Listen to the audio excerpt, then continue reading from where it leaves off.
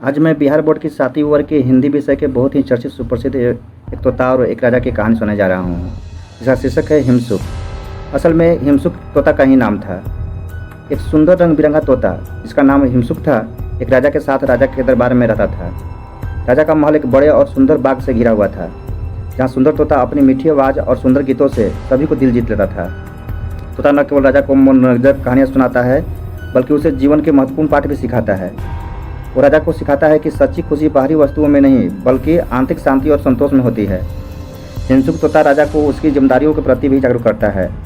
वो बताता है कि एक राजा का धर्म है कि वह न्यायप्रिय और दयालु हो, ताकि उसका प्रजा खुशहाल और सुरक्षित रहे। इस प्रकार तोता हिमसुक ने केवल राजा को एक सच्चा मित्र बना लिया, बल्कि उसे एक बेहतर शासक बनने में भी मदद की।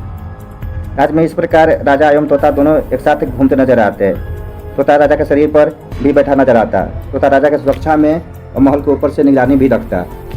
परंतु एक दिन राजा ने देखा कि हिमसुक तोता उदास लग रहा है। उसने कहा, मुझे अपने माता पिता से मिलने उनके पास जाने का मन कर रहा है। तो राजा ने झट से जाने की इजाज़त दे दी, पर कहा जल्दी वापस लौटना। तो तोता ने भी वादा किया कि जल्द वापस लौट आऊँगा। तोता अपने माता पिता के पास चला गया। बहुत दिनों के बाद हिमसुक तोता से उनके माता पिता भी मिलकर बहुत खुश हुए। लौटते वक्त हिमसुक के माता पिता ने राजा के लिए अमरबेल उपहार के तौर पर दे दिया। तोता अमरबेल लेकर महल की ओर उड़ गया और रास्ते में ही शाम का अंधेरा हो गया। तो तोता ने एक पेड़ पर रात गुजारने का निर्णय कर लिया और अमरबेल को उस पेड़ के ही एक खोखला छेद में रख दिया। पर उस खोखला छेद में बैठा सांप ने फल तो अपने दांत के बीच से जहरीला बना दिया, पर यह बात तोता जान न सका। उस फल अमरबेल फल को अगले दिन हिमसुक तोता ने राजा के भेंट की और इस फल के अमर होने की बात बताई। राजा ने इस फल को दरबार में खाने का निर्णय लिया। दरबार लगा और राजा फल खाने को जो ही उठाए, मंत्री ने उन्हें रोक दिया, यह बोलकर कि यह फल खाने से पहले चेक कर लिया जाए कि फल सही है या खराब। तब राजा ने फल को एक कतरे को एक कौवे को फेंका। कौवा वह फल खाकर तुरंत मर गया, क्योंकि ये असल में तो सांप की जहर था उसमें।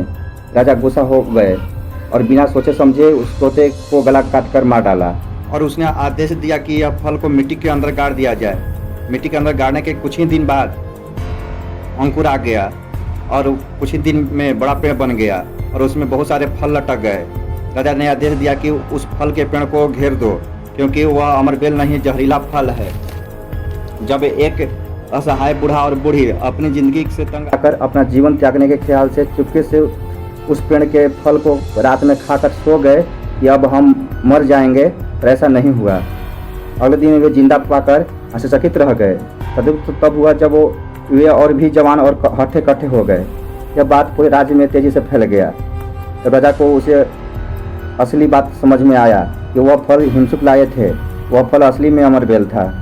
उसे अफसोस होने लगा कि अपनी जल्दबाजी के गलती में एक प्यारे मित्र हिमसुक तोते को बेकसूर मार दिया। इससे हमें सीख मिलता है कि किसी को सजा देने के पहले या दोषी साबित करने के पहले पूरी बढ़िया से गौर फरमा लेना चाहिए।